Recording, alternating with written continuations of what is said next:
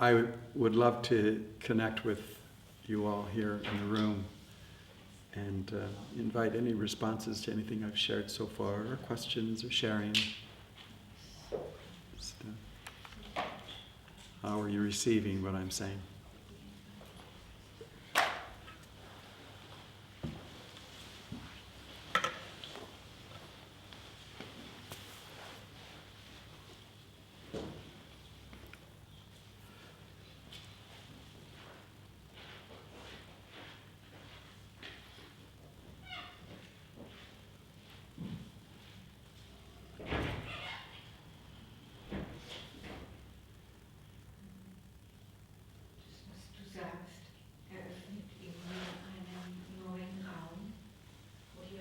Opens a new space in me.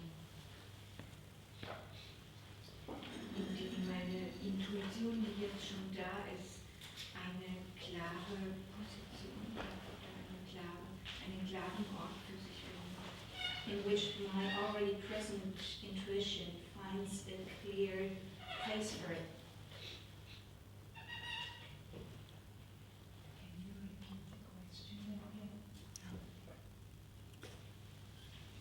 I was asked to repeat the question. What question is that? Your question. My question. Invitation. Well, the question is an invitation for people to share what's alive in them in response, or questions that you have. And so you were sharing, so you'd like to continue? Es hat mich an einen Abend erinnert. Ich bin aus einer sehr schönen, glücklichen Situation in mein Zimmer gekommen.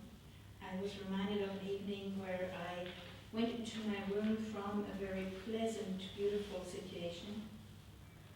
Und dann spürte ich plötzlich eine große Trauer und ein Getrenntsein. And suddenly I experienced great grief and separation. Erst wollte ich flüchten mit einer Handlung. First I wanted to escape from that by doing something. Und dann bin ich einfach darin geblieben, in diesem Getrenntsein. And then I just stayed with that sense of separation. Und dann kam einfach Sanftheit, Zartheit und Güte. Ich war ganz mit mir. And then it transformed into tenderness, and I was very much with myself. Thank you.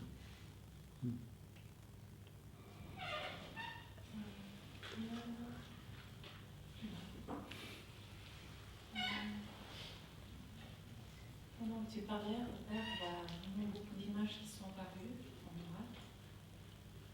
When you spoke, a lot of images are coming up. La première était celle d'un désert aride, First was in an arid desert, avec beaucoup de failles et de brèches sur la terre, many cracks in the earth, avec un air très sec. a very dry air,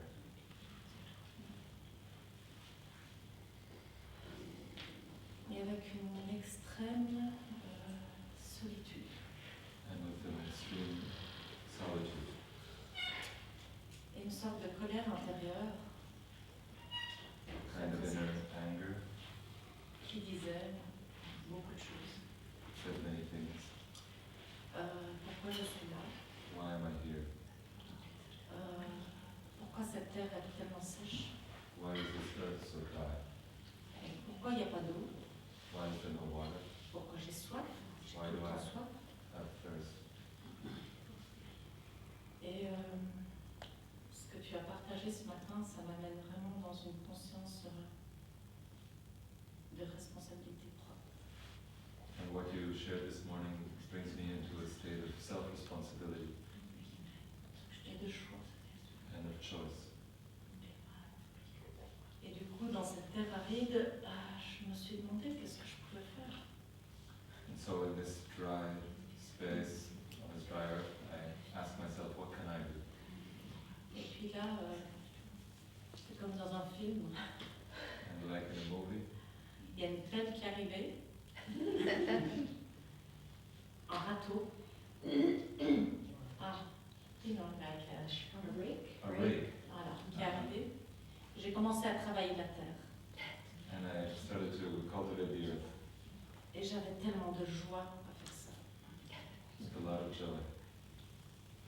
pas comment les gens sont arrivés, d'autres personnes, pour aider à travailler cette terre. And I don't know how, but other people came to help cultivate the earth. Et on s'est mis à chanter. And we started to sing.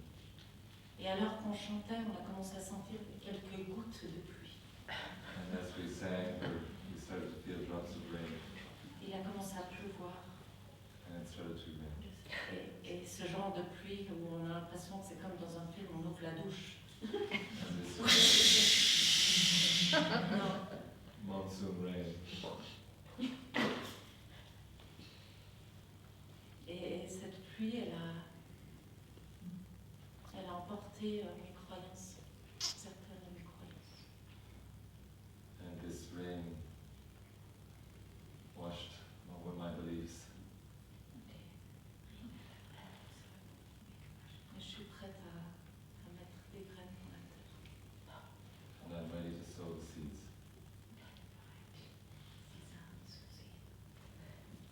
Thank you.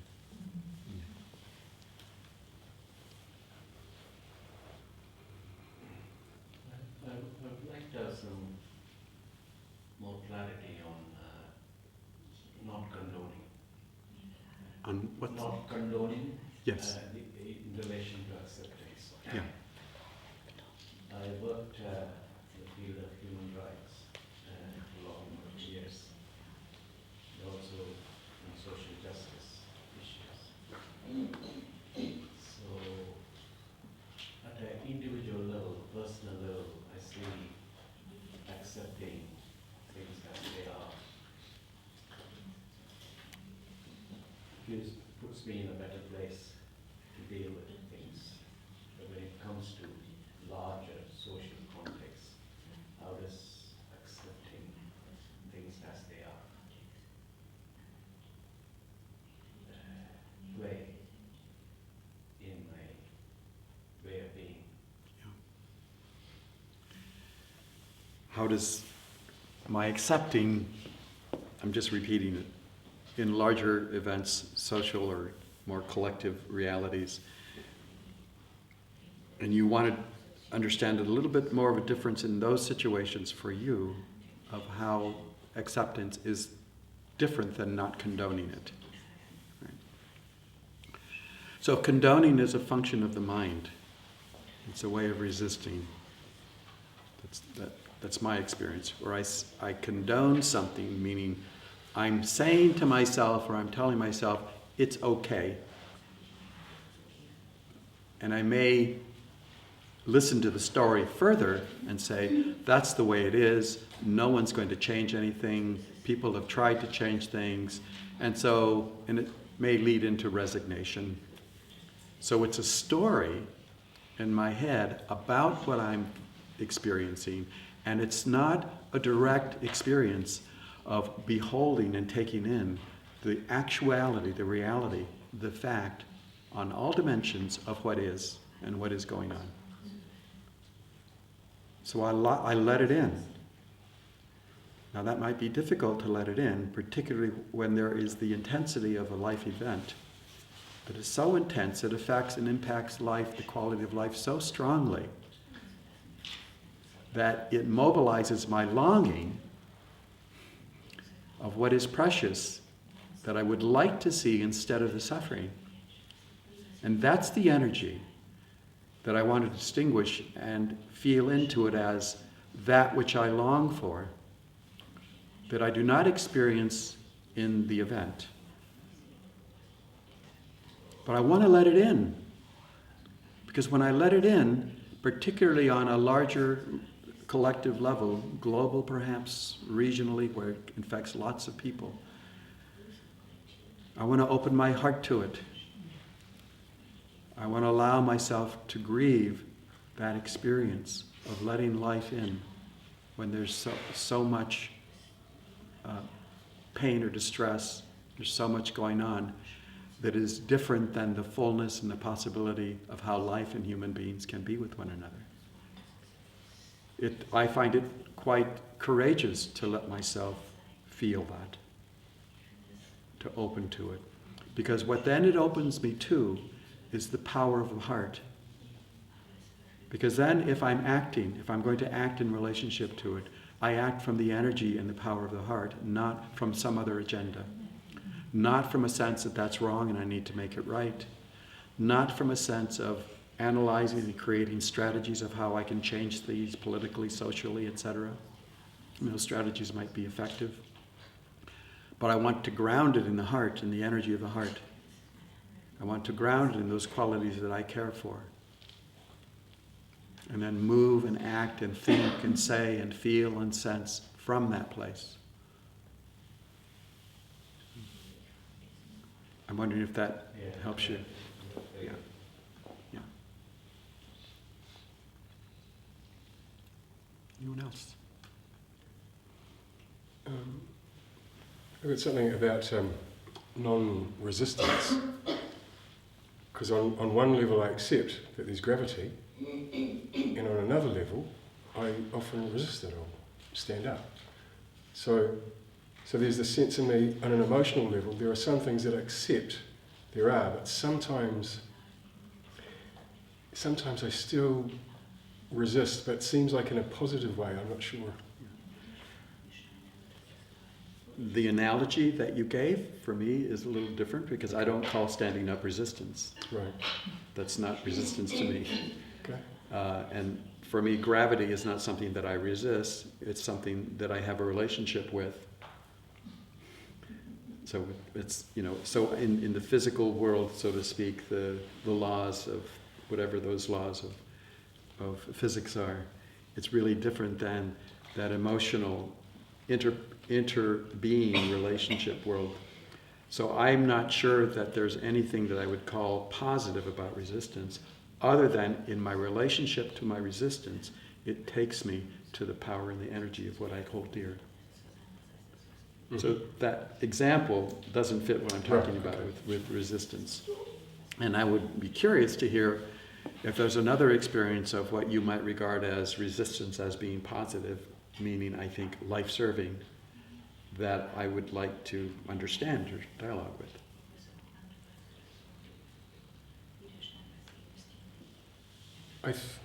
I'm just going back inside and seeing if I can draw on the exact, the analogy, but it would be like,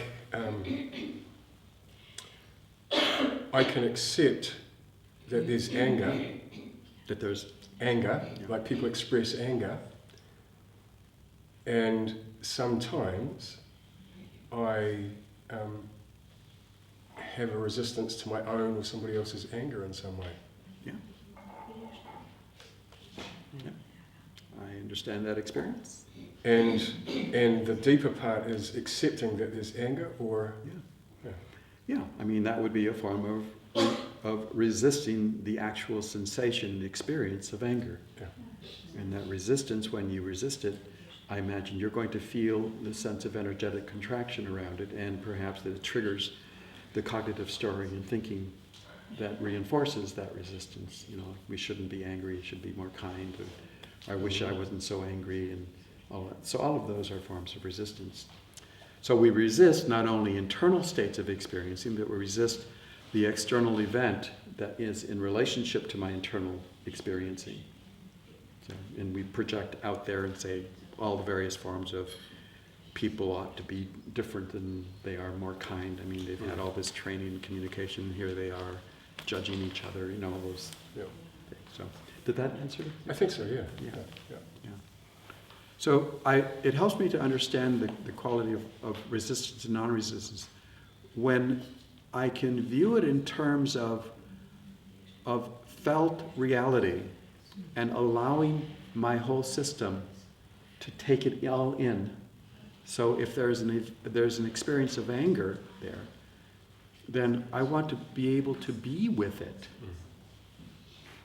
If I'm not being with it, sensing, being present to it, then it usually there's a form of resisting it as it is. So that's the primary meaning that I'm giving to this experience. Can I share something? Recently I had a very painful experience from somebody doing something in the outer world, and it took some time for me to, how do you say, I was stuck in judgment around that for some time, and then there was a moment when I said, what's in there for me, or what's in me? So I kind of separated myself from the outer story and found a very, how can I say, frozen fear within that was awakened by the help of this painful outside event. So that was an invitation for me to go inside. And I didn't know how long time it would take. It wasn't fun. It was everything but that. It was really, really painful. But when it started to transform, I also noticed that my energetic bonding to the outer event was completely gone. There was no other, I don't know if this is your experience as well, but it didn't matter what had happened, that ignited it.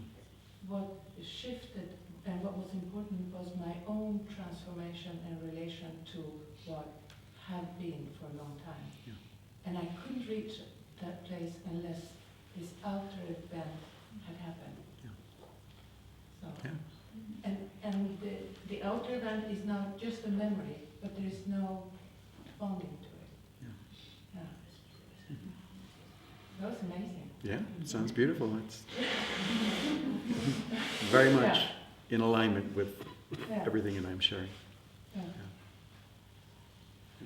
And I like what you said, just to acknowledge it again, is my experience is that every moment of resistance, what we call reaction or inner triggering, no matter how small it is a calling up of my past and my past conditioning of what I've taken. Every single moment.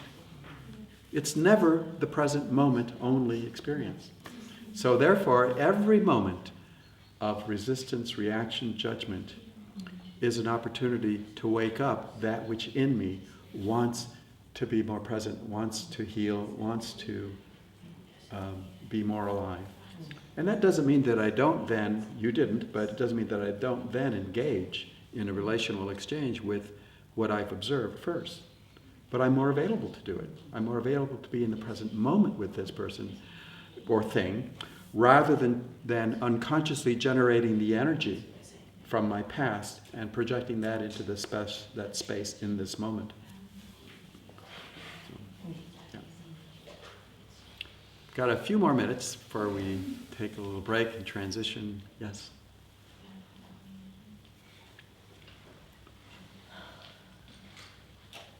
Yeah, this is water on my earth. This lecture that you're sharing.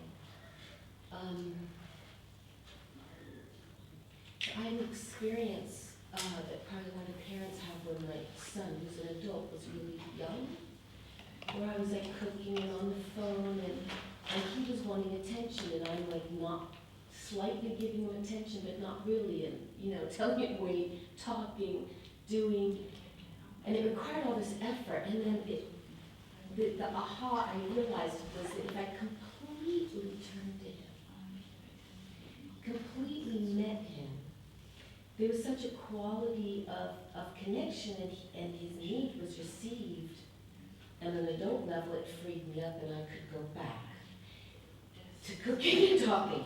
But it really landed that this is our emotional world, that all these inner callings, these emotions are tugging at us, and all day long we're like, we don't have time, not now.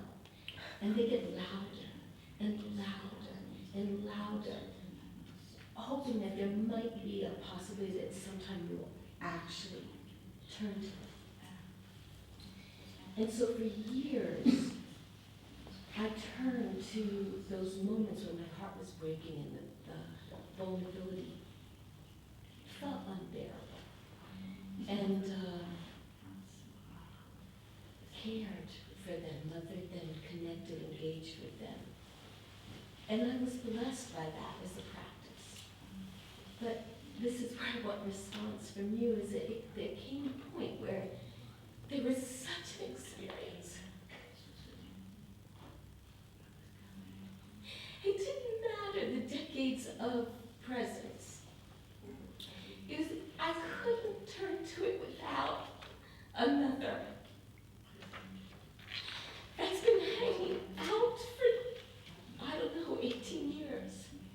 And then hurt after hurt piling on this place that knows that I can't do this in isolation. I mean, that's the thought, but it's an energetic, like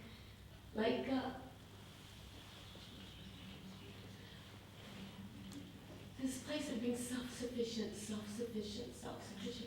Like this hurt, people keep turning away, and this hurt needs someone to turn towards in addition to me. I would really love to hear your response to this. Without taking more time to explore, examine the actual nature of this experience, for me, when I heard you say in your experience of some impulse in you said, I'm wanting the presence of another.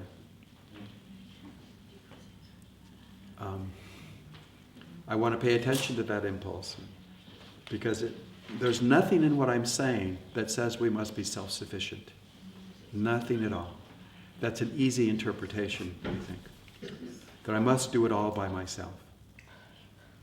Because sometimes the life force in me, because the nature of life is that it calls me to life, is that I want to be in a space where another is with me in this. And that brings another completely different dimension of life. Where someone is sitting with me, witnessing, holding a caring presence, perhaps listening. And that I want to listen to that call and just honor it and follow it. Perhaps without the interpretation that I have to be self-sufficient. That's one dimension. There's another one. And I don't know this without further examining this, exploring this with you, which is, see if I can articulate it. Maybe, I'm just saying maybe because I don't know what's going on with you, that there's a degree of that part of me that I'm turning to over and over again that is wounded. That when I listen to that voice based on the previous experience of pain, it still directs me to want to find something on the outside because that's the original experience it was missing from the environment, and therefore I want it from the environment. I want it from some external source. And when I turn to the internal piece of that, maybe, and I don't know, maybe there's a deeper sense of loneliness that I have been living with for all this time. And I've served that by my self-compassion. But maybe that's there also. And when I listen to that voice, I want to distinguish that voice of deeper loneliness that calls for a deeper compassion to listening, whether I do it within myself only, or whether I do it within myself with another witnessing it. The dynamic, I think, is the same. So I'm wondering if that answers or responds to your sharing. It does. Thank you. I wonder about, we talk about conditioning. We all have these developmental stages from birth to present. If,